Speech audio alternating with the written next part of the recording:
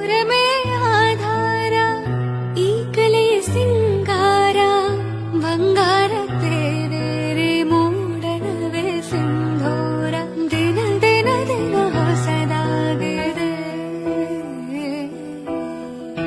ಇಂದಿಗೂ ಜೀವಂತ ಶಿಲೆಯೊಳಗೆ ಸಂಗೀತ ಸ್ವರ ಸ್ವರದ ಏರಿಳಿತ ತುಂಗೆಯಲ್ಲಿ ಶ್ರೀಮಂತ ಕಣ ಕಣ ಕಣ ಕರೆ ನೀಡಿದೆ.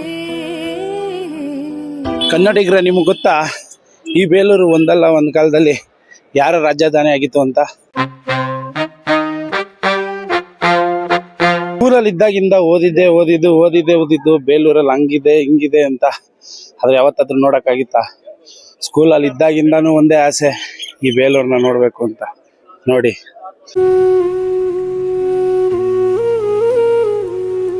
ನಮ್ಮ ಕನ್ನಡಿಗರು ಎಲ್ಲೇ ಹೋಗ್ಲಿ ಹೆಂಗೇ ಇರಲಿ, ನಮ್ಮ ಕರ್ನಾಟಕಕ್ಕೆ ಒಂದು ಸೌಂದರ್ಯ ಅಂದ್ರೆ ಅದು ವಾಸ್ತುಶಿಲ್ಪ. ಕಲೆ ವಾಸ್ತುಶಿಲ್ಪಕ್ಕೆ ಹೆಸರಾಗಿರುವಂತ ಏಕೈಕ ದೇವಸ್ಥಾನದಲ್ಲಿ ಇವತ್ತು ನಾವಿದ್ದೀವಿ. ಬೇಲೂರಿನ ಚೆನ್ನಕೇಶವನ ದೇವಸ್ಥಾನಕ್ಕೆ ಸ್ವಾಗತ, ಸುಸ್ವಾಗತ.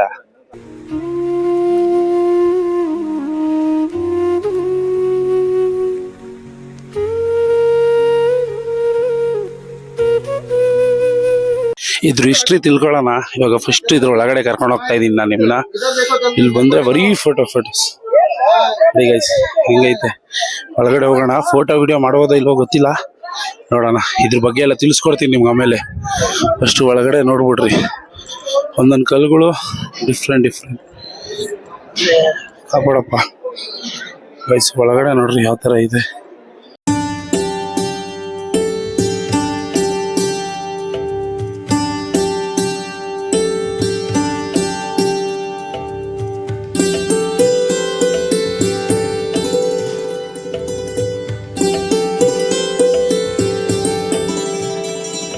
ಗೈಸ್, ಈ ಬೇಲೂರು ಏನೈತಲ್ಲ, ಈ ದೇವಸ್ಥಾನ ಅಂತ ನಾವು ಸ್ಕೂಲಲ್ಲಿ ಓದ್ಬೇಕಾದ್ರೆ ಪಠ್ಯ ಪುಸ್ತಕಗಳಲ್ಲಿ ನೋಡ್ತಿದ್ದಿದ್ದು. ಇವತ್ತು ನೋಡೋ ಅದೃಷ್ಟ ಸಿಕ್ಕೈತೆ. ಬನ್ನಿ ಇವಾಗ ಇದ್ರ ಬಗ್ಗೆ ತಿಳ್ಕೊಳ್ಳೋಣ. ಈ ಬೆಳ್ಳೂರು ದೇವಾಲಯ ಬಂದ್ಬಿಟ್ಟು ಎಳ್ಳಚ್ಚಿ ನದಿ ಅಂದ್ರೆ ಈ ತಮಿಳಿಯನ್ಸು, ಇಲ್ಲಿ ಚೋಳರು ಆಳ್ವಿಕೆ ಮಾಡ್ತಿರ್ತಾರೆ. ಅವರು ಆಳ್ವಿಕೆ ಅಲ್ಲಿದ್ದಂತ ಈ ಪ್ರದೇಶ 12ನೇ ಶತಮಾನ ಅಂದ್ರೆ ವಿಷ್ಣುವರ್ಧನ ಕಾಲದಲ್ಲಿ ವಿಷ್ಣುವರ್ಧನ ವಶ ಆಗುತ್ತೆ. ತದನಂತರ ಇದನ್ನ ರಾಜಧಾನಿಯಾಗಿ ಮಾಡ್ಕೊಂತಾರೆ. 1117ರಲ್ಲಿ ಈ ದೇವಸ್ಥಾನನ ನಿರ್ಮಾಣ ಮಾಡ್ತಾನೆ. ಚೋಳರ ಮೇಲೆ ಗೆದ್ದಿರೋ ಸಲುವಾಗಿ ಈ ದೇವಸ್ಥಾನ ನಿರ್ಮಾಣ ಮಾಡ್ತಾರೆ. ವಿಷ್ಣುವರ್ಧನ ಈ ಹೊಯ್ಸಳ ಕಾಲದಲ್ಲೇ ಪ್ರಮುಖವಾದಂತ ರಾಜ. ಈ ರಾಜ ಏನ್ ಮಾಡ್ತಾನೆ ಅಂದ್ರೆ, ಈ ಹೊಯ್ಸಳ ಕಾಲದ ರಾಜಧಾನಿ ಇದು ಮೊದಲನೇದಾದ್ರೆ ಹಳೆಬೀಡು. ಇವಾಗ ಏನ್ ನೀವು ಹಳೆಬೀಡು ಅಂತ ನೋಡ್ತಿರಲ್ಲ, ಈ ಹಳೆಬೀಡು ದ್ವಾರ ಸಮುದ್ರ ಅಂತ ಕರೆಯೋರು. ಅದು ಅವರ 2ನೇ ರಾಜಧಾನಿ ಆಗಿತ್ತು. ಈ ಹೊಯ್ಸಳ ಕಾಲದ ಮೊದಲ ಮತ್ತು ಕೊನೆಯ ರಾಜಧಾನಿ ಈ ಬೇಲೂರು. ಅವರು ನಿರ್ಮಿಸಿರುವಂತ ಏಕೈಕ ದೇವಾಲಯ ಇದು. ಅಂದ್ರೆ ಹೊಯ್ಸಳ ಶೈಲಿಯಲ್ಲಿರುವಂತ ಏಕೈಕ ದೇವಾಲಯ. ನೀವು ಹಳೆಬೀಡಲ್ಲಿ ಏನ್ ನೋಡ್ತಿರಲ್ಲ, ಅದು ಜೈನ ಶೈಲಿ ಮತ್ತೆ ಹೊಯ್ಸಳ ಶೈಲಿ ಮಿಕ್ಸು. ಆದ್ರೆ ಹೊಯ್ಸಳ ಶೈಲಿಯ ಏಕೈಕ ದೇವಸ್ಥಾನ ಈ ಬೇಲೂರು ಹಳೆಬೀಡು. ಬೇಲೂರಲ್ಲಿರೋಂಥ ಈ ದೇವಾಲಯ. ಈ ಹಳೆಬೀಡಲ್ಲಿ ಏನು ನೋಡ್ತಿರಲ್ಲ, ಅದು ಹಳೆಬೀಡು ಅಂದರೆ ಹಳೆಯ ಆಗಿರುವಂಥ ಊರು ಅಥವಾ ಹಳೆಯ ಆಗಿರುವಂಥ ಪ್ರದೇಶ ಅಂತ ಅದು. ಆದರೆ ಈ ಥರ ನೋಡೋಕ್ಕೆಲ್ಲೂ ಸಿಗಲ್ಲ ಗೈಸ್ ನಿಮಗೆ. ಅಷ್ಟು ಸೂಪರ್ ಆಗಿರೋ ದೇವಸ್ಥಾನ ಇದು. ಇದ್ರ ಮೇಲೆ ಇರೋಂಥ ವಿಗ್ರಹ ಮೂರ್ತಿಗಳನ್ನೆಲ್ಲ ನೋಡುವ ನೀವು. ಆಹಾ, ಏನು ಡಿಸೈನ್ ಗುರು! 100 ವರ್ಷ ತಗೊಂಡವ್ರು ಗುರು ಈ ದೇವಸ್ಥಾನ ಕಟ್ಟೋಕ್ಕೆ. ಲಿಟ್ರಲಿ ಅಬ್ಬಾ 100 ವರ್ಷ ತಗೊಂಡು ಕಟ್ಟಿರೋಂಥದ್ದು ಪ್ರತಿಯೊಂದು ಮೂರ್ತಿ. ಅಲ್ಲ, ಹತ್ತತ್ರ ನಿಮ್ಗೆ 900 ವರ್ಷ ಆಗಿರಬೇಕು. 900 ವರ್ಷ.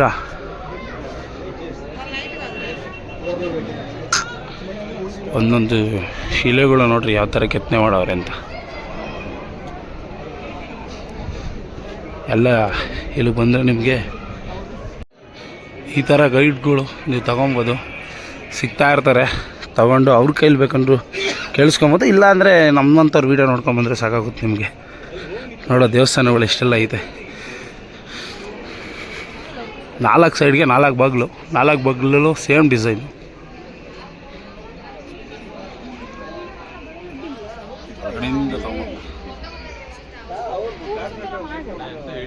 ಇದು ಆರಂಭಿಕ ಹೆಸರ ಅಲ್ಲ ಗುರು. ಇದು ಮೊದಲು ಚೋಳರ ಆಳ್ವಿಕೆಯಲ್ಲಿ ಇರುತ್ತೆ. ಅಂದರೆ ಚೋಳರು ಅಂದರೆ ತಮಿಳ್ನಾಡವರು.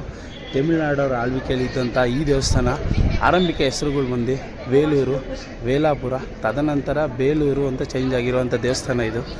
ಈ ದೇವಸ್ಥಾನದಲ್ಲಿ ನೀವಿದ್ದೀರಾ. ಈ ದೇವಸ್ಥಾನನ ವಿಷ್ಣುವರ್ಧನ ಚೋಳರ ಮೇಲೆ ಗೆದ್ದಿರೋ ಖುಷಿಯಿಂದ ನಿರ್ಮಿಸಿರುವಂಥ ದೇವಸ್ಥಾನ ಇದು.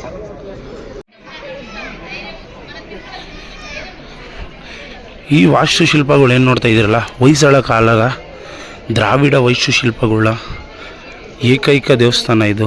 ಇಲ್ಲಿ ಅದ್ಭುತವಾಗಿ ನೋಡುವುದು. ಆದರೆ ಹಳೆಬೀಡು ಏನೈತಲ್ವ, ಅಲ್ಲಿ ಜೈನರು ಮತ್ತು ಹೊಯ್ಸಳರದ ಮಿಕ್ಸಿಂಗ್, ಆದರೆ ಇಲ್ಲಿ ಏಕೈಕ ಹೊಯ್ಸಳರ ಕಾಲದ್ದು ಮಾತ್ರ ನೋಡುವುದು. ಅದಕ್ಕೆ ಇದು ದೇವಸ್ಥಾನ ಸ್ವಲ್ಪ ವಿಶೇಷ.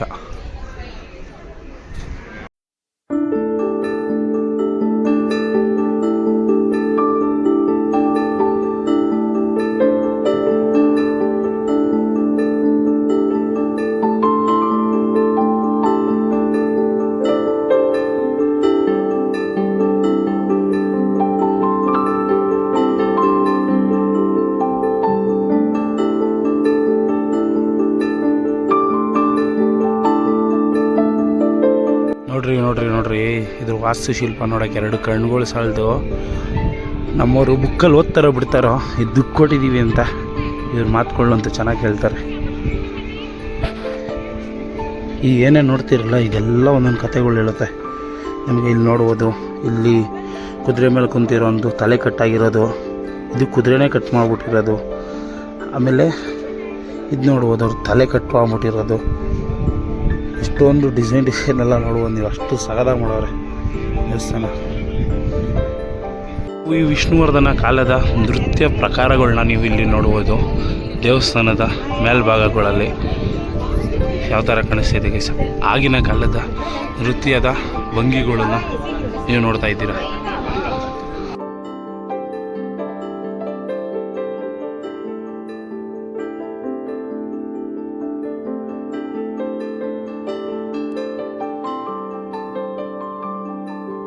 ನೀವು ಕೇಳ್ಬೋದು, ಇಷ್ಟು ಶ್ರೀಮಂತಿಕೆಯಿಂದ ತುಂಬಿರೋ ದೇವಸ್ಥಾನ ಯಾವ ರೀತಿ ಪತನ ಆಯಿತು ಅಂತ.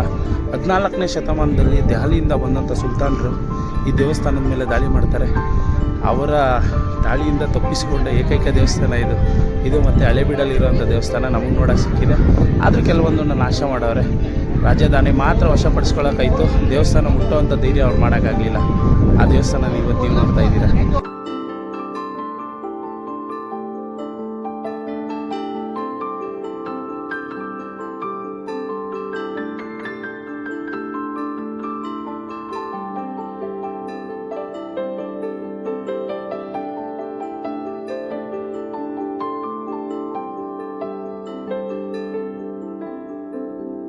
ನೋಡ್ಬೋದು, ನಾನು ನಿಮಗೆ ಕರ್ಕೊಂಬಂದಿದ್ದೀನಿ ಕಲ್ಯಾಣಿ ಹತ್ರ.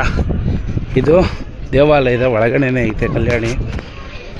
ಈ ಕಲ್ಯಾಣಿನೂ ಅಷ್ಟೇ ಸಿಕ್ಕಾಪಟ್ಟೆ ಸಕ್ಕದಾಗಿದೆ ಗೈಸ್, ಸಕ್ಕದಾಗಿ ನಿರ್ಮಾಣ ಮಾಡೋರೆ. ಇದ್ರೊಳಗಡೆ ಹೋಗಕ್ಕೆ ಎಂಟ್ರಿ ಇಲ್ಲ, ಆದರೆ ಆಚೆಯಿಂದ ನೋಡ್ಬೋದು ನೀವು. ಇಲ್ಲಿ ನೋಡ್ರಿ ದೇವಾಲಯದ ಕರೆಕ್ಟ್ ಎಕ್ಸಾಕ್ಟ್ ಮುಂದೆನೇ ಇದೆ. ಈ ಬೇಲೂರು ಚನ್ನಕೇಶವನ ದೇವಾಲಯದ ಬಗ್ಗೆ ಈ ವಿಡಿಯೋ ನೋಡಿ ಅಲ್ಪ ಸ್ವಲ್ಪನಾದರೂ ತಿಳ್ಕೊಂಡಿರ್ತೀರ. ನಾವು ಸ್ಕೂಲಲ್ಲಿ ಓದಬೇಕಾದ್ರೆ ನಮ್ಗೆ ಇರೋವಂಥ ಕನಸು ಈ ದೇವಾಲಯನ ನೋಡಬೇಕು ಅಂತ ಇದ್ದಿದ್ದು. ನಂತರ ಎಷ್ಟು ಜನ ಮಕ್ಕಳು ಕನಸಿಕೊಂಡಿರ್ತಾರೆ, ಅವ್ರಿಗೆಲ್ಲ ಒಂದು ತೋರಿಸುವಂಥ ಒಂದು ಸಣ್ಣ ಪ್ರಯತ್ನ ಈ ವಿಡಿಯೋಯಿಂದ ಅವರು ಅಲ್ಪ ಸ್ವಲ್ಪನಾದರೂ ತಿಳ್ಕೊಂಡ್ರೆ ಅವ್ರಿಗೆ ಅನುಕೂಲ ಆಗುತ್ತೆ ಅಂತ ಈ ವಿಡಿಯೋ ಮಾಡಿದ್ದೀನಿ. ಸಿಗೋಣ ಮುಂದಿನ ವಿಡಿಯೋದಲ್ಲಿ. ಜೈ ಹಿಂದ್, ಜೈ ಕರ್ನಾಟಕ. ಮತ್ತೆ ಭೇಟಿಯಾಗೋಣ. ನಮಸ್ಕಾರ.